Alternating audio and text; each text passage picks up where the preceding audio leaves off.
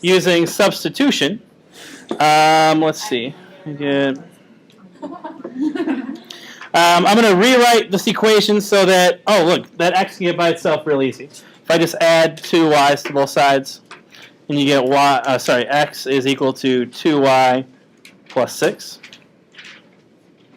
And since I rewrote the second equation, I'm going to plug x into the other one. So I'm going to find where x is over here and say 2 times 2y plus 6 plus 3y is negative 9. Try distributing here and get 4y plus 12 plus 3y is negative 9. Combine those and I get 7y plus 12 is negative 9. Subtract 12. 7y is negative 21. Y is negative 3. Substitution takes a lot more work. I'll plug in negative 3 back to the beginning here and get x equals 2 times negative 3 plus 6. Negative 6 plus 6. X is 0. So our solution via substitution should be x is 0. Y is negative 3. Is this what we got with elimination as well? Yep. I hope so. For those of you that tried elimination, hopefully we did the following. I would have done, if I used elimination, Times 2 times x. I'd probably multiply the bottom equation here. Probably multiply this bottom equation by what, negative 2? If I multiply the bottom equation here by negative 2, we instead get negative 2x plus 4y is negative 12. Add together, 2 and negative 2 is nothing. 3 plus 4y is 7y. Negative 9 plus negative 12 is negative 21. Wow, look at that. Pretty much the same thing. Divide by 7. Y is negative 3. And same thing, we'll plug a negative 3 in. Also get 0, negative 3. These two equations, the lines that these two equations represent, intersect or cross each other at this point. X is 0, y is negative 3. This is the solution. This is the solution to this system. Today we're going to look at kind of what other things could happen. What are some other cases that could happen if I have just 2 lines on a plane? So, for instance, we could have what we have been getting. We could get, say, 2 lines crossed, and we should get simply one solution. We certainly could get one solution simply by taking, say, we have 2 lines.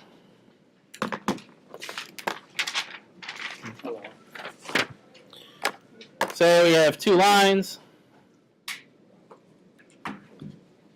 and they intersect.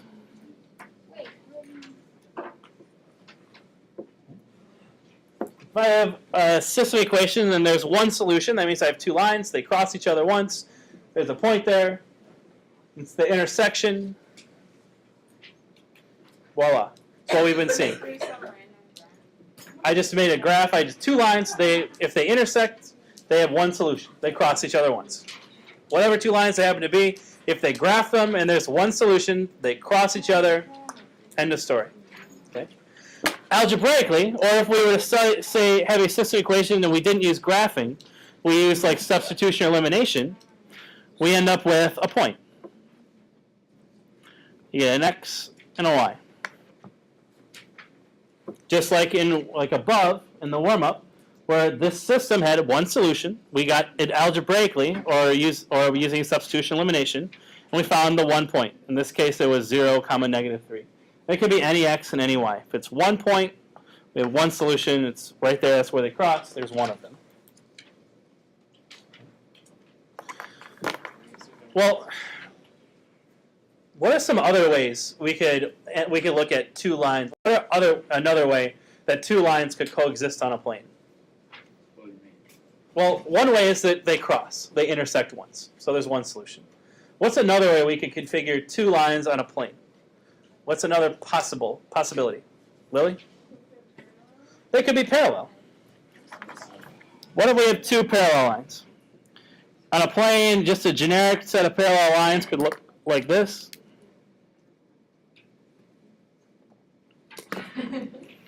Parallel.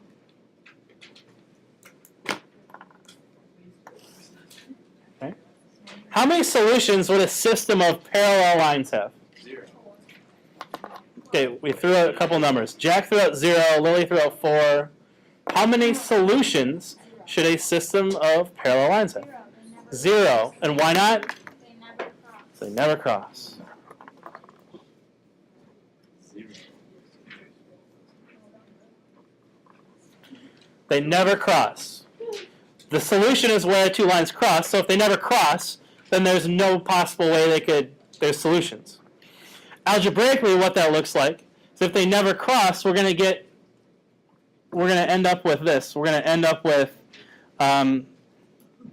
an equation,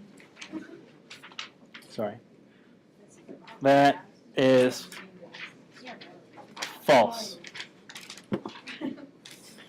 Examples could be like 0 equals -2. 5 equals 7. Don't we already kind of know this? Yeah, we've seen this in the past, right? Those two things are not equal. We've seen if we were checking to see if a point is a solution, we plug it in and see is it true or is it false. When we solved one equation where we had variables on both sides, and if you solve that equation and you lost all the variables, then we end up with things like this. We said that one equation has no solution. There's no x's that fit. Well, if we have a system, we can certainly have no solutions as well. That's what happens when we lose all the variables and we get something that doesn't make any sense. Okay. Well, so we got one solution. We could cross once. They could not cross at all. But I've got a third case there. And I claim there's another way to arrange two lines on a plane. Okay. What are some other number of times that these two lines, if I had two equations, I graph two lines. What are some other number of possible ways that these things could maybe cross each other? Could these two lines cross each other exactly twice? Is it possible for two lines to cross each other exactly twice? Yeah. How would that look? Wait. And then the curve. Yeah, that's a curve. That's a curve. That's not two lines. So two lines can't cross each other twice. Could they cross each other exactly 3 times? No, so you have to have like a cubic thing. That's not. This isn't a line. How can we arrange two lines on a plane so they intersect each other a number that's not 0 and a number that's not 1? Okay, how could you do that? How could you get two lines to intersect, to cross each other, or share points such that they share more than 1 point? How could we do that? Angela? Make it so they're exacts. They're only one line. They're both two lines, except they're just on the same path or something. Two lines like on the same path, two lines like right smack dab on top of each other. Yeah. What if the two lines overlap? Then they're going to share, then you'd have, like here's a line, and then the other line overlaps. How many points do those lines share? How many times those lines intersect each other? Every time there's a... All of them. How do we represent all of them? With an infinity sign. Wait, is Did I guess right? Believe it or not, you used some awesome logic, and you came up with the answer that I was thinking of. Yes. You could also draw two lines such that they completely overlap.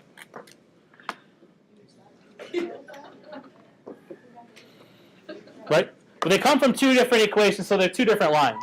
But they're right on top of each other. They share every single point. So then they have to intersect each other everywhere, or an infinite number of times.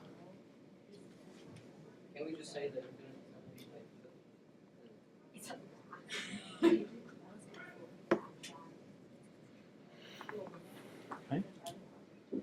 they have to intersect an infinite number of times. Okay? Algebraically, this is going to look like something special. So this is going to look like if they don't cross at a single point, we get an equation that's false. An infinite number of solutions is going to be, when we solve this using substitution or elimination, we'll get an equation that is always true. Okay? An example of an equation that's always true might be 4 equals 4. Or negative 8 equals negative 8. These two equations are always true. There's no variables, and the numbers are the same. So what you'll end up showing is that if you rearrange the two equations, they're going to end up with basically being exactly the same. Yeah, if you could rearrange them algebraically, you should get two the same equation. They're going to overlap each other. Okay? Okay, so we've seen comparing two equations before. We looked at identifying parallel lines before. We can identify overlapping lines because they should have the same slope and they'll have the same y-intercept as well. They look like the same equation, okay, when you rearrange them. Okay. So, with this knowledge in our back pocket, now we can deal with any pair of equations I throw at you. We can, if they cross each other, we can solve them just like we always have. If we try to solve them and we get nonsense answers, we get no variables left over, now we can actually interpret those things. If they don't make sense, if those equations are false, then we have no answers, we have zero solutions. If the equations are always true, then there's overlapping lines or there's an infinite number of solutions. Okay? So now let's apply this to some problems. We're going to use the same methods we just did. We're going to solve by graphing. We're going to solve by elimination, solve by substitution. But now we can interpret answers.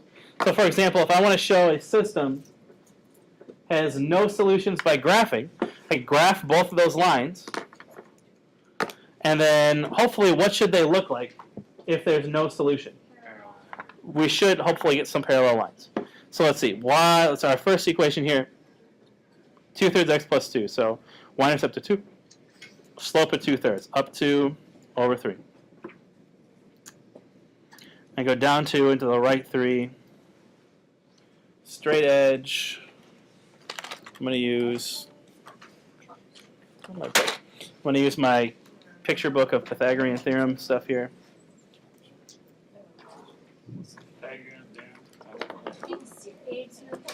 A squared plus b squared is c squared. We'll graph the second line here. Need green, I like green. There you go, -1, up 2 over 3, down 2 over 3. And by graphing, hopefully we see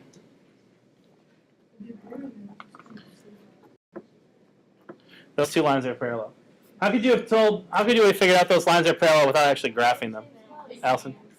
Yeah, they have the same slope. They have the same slope, so these lines are clearly parallel. Okay. You know that they're not the same because they don't have the same y-intercept. So these are parallel.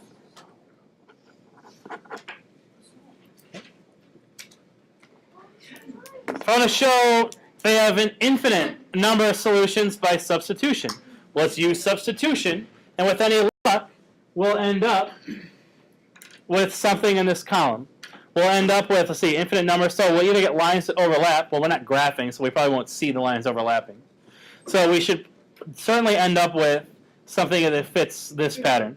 We should get an equation where there's no variables, and it's true. Okay, so that's where we're headed. Since I know ahead of time it's going to be infinitely many. Okay, substitution. Oh look, this y is already solved, so there's not really a ton of work to be done here. I'm going to plug back into the top here and get 4x minus 2 times 2x minus 4, and that's 8. Before I distribute that 2, what should you do?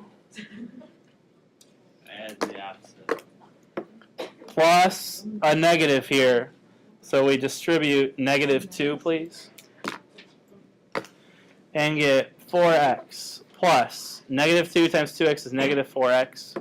Negative 2 times negative 4 is positive 8.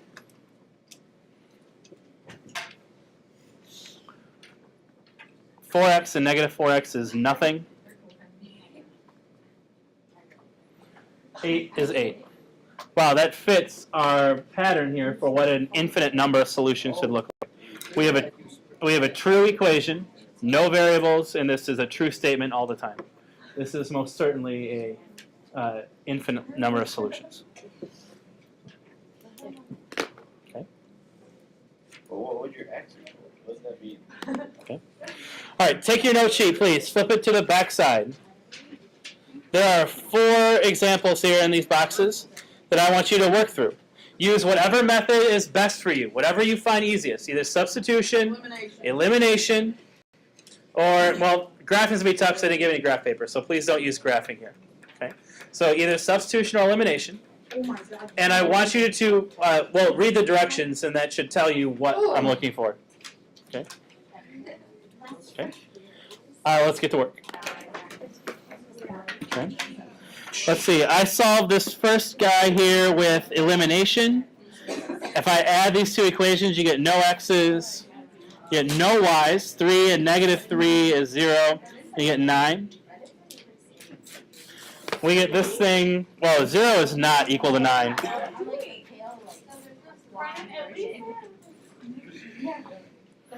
So there's 0, therefore no solutions. My second one, this looks right for substitution because I have a y, it's already in y equals form. So it's already in x or y equals form. I'm going to just go ahead and use substitution. I'm going to plug in this for my y. So I get negative 6x plus 3 times 2x minus 4. That's negative 12. Distribute negative 6x plus 6x minus 12 equals negative 12. Those are nothing. Negative 12 is negative 12. Oh, look, no variables. And it's true. So this is an infinite. I didn't get negative 12 equals negative 12, but I still got it. So you could then, I mean, as long as you got the same thing is equal to the same thing, then you're probably fine. Because you could have, if you saw this by elimination, you could have gotten to the same spot. You would have gotten still same thing. Or you could just divide this by negative 12, and you can rearrange it. It's okay. Let's see our third one down here. Well, this looks like probably not a substitution for me because this is going to be a little bit difficult. But if I multiply the top by 2, then I could get this first equation becomes negative 6x plus 10y is 12. So now if I add, say, my new second equation to my new first equation to the second, I get 6 and negative 6 is 0. Negative 10 and 10 is 0. Negative 12 and 12 is also 0. 0 equals 0. Oh, that's also true. So this is also. Also an infinitely many solutions. Our last one still looks good for elimination because I have a negative 5y and a positive 5y. So if I just add these things together, 9x plus 9x is 18x's. Negative 5 plus 5 is 0. 10 plus 8 is 18. Divide both sides by 18. I get x is 1.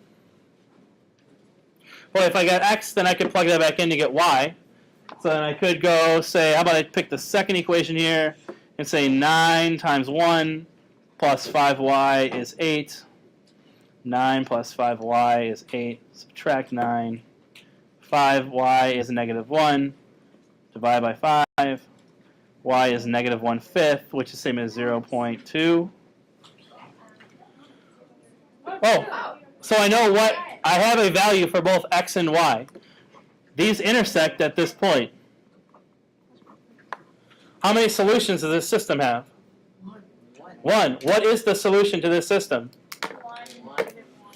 Yeah, 1 negative 1/5. There's one solution. There's exactly one solution. Okay, so if the moral of the story is I think it was Sydney in the back, right? Discovered that she got to this point and stopped because the question only asked how many solutions are there, and she knew exactly at this point that there's going to be one solution. Sydney, how did you know that? Because there's still an x here. If there's just one of the variables, she can certainly solve for it, and she can certainly just get 1 point. So if all I'm asking you is how many, if you use substitution elimination and you still have a variable, there's going to be one answer. They're going to cross once. If all the variables drop out, then we get what happens up here. We get those infinitely many or no solution guys. Okay. Last but not least, I want to take a quick peek at this story problem that's on the bottom. It says the pizza parlor here fills 2 pizza orders. I'm going to try to do our best to find the cost of 1 medium pizza. Okay. Well, let's see. I have medium pizzas and large pizzas. So I want to say M is equal to the cost of a medium pizza. And how about if I say L is the cost of a large pizza?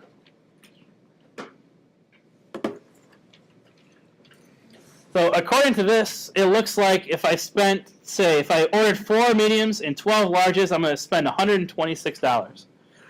Or how much money would how much money is that's going to be in medium pizzas? Well, it's going to be 4 of them times whatever the cost of my medium pizza is. You'd be surprised.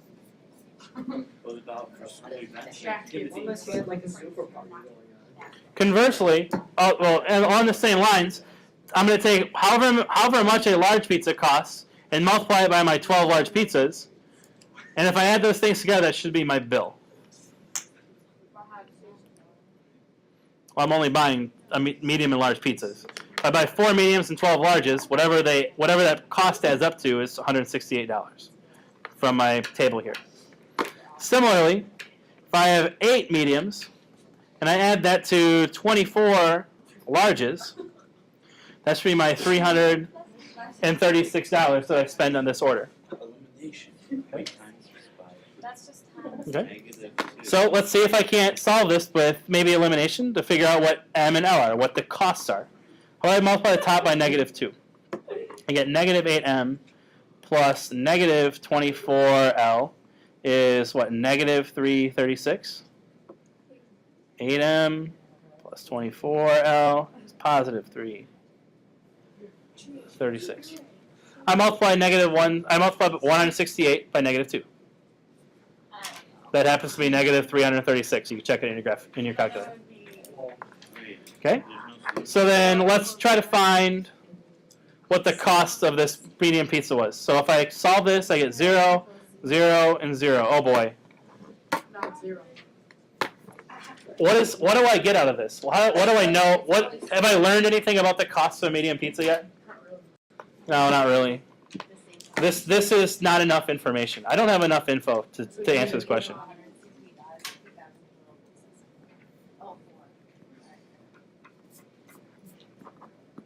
I just don't have enough information to solve this yet. I would probably need something else. Like I'd probably need to know like how many pizzas I ordered. That's a pretty common thing we'd want to know. Like if I were to tell you I ordered, say, in any given order, I didn't know one of the costs. There's just not enough info here. Since I get a true statement. It is true that this system works in a sense, but unfortunately it doesn't tell me new information. So sometimes you get this, and you can use, again, these skills that we picked up to analyze what we can get from a problem. In this case, we didn't really get anything new.